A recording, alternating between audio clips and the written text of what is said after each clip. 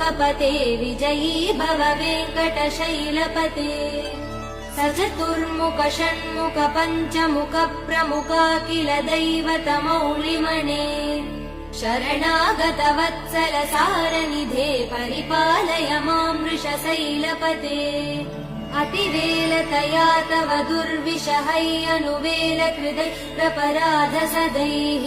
हरितं त्वरितं वृषशैलपते परया कृपया परिपाहि हरे अधिवेङ्कटशैलमुदारमते जनताभिमतादिकदानरतात् परदेवदया गदितान् निगमै कमलादयितान् परं कलये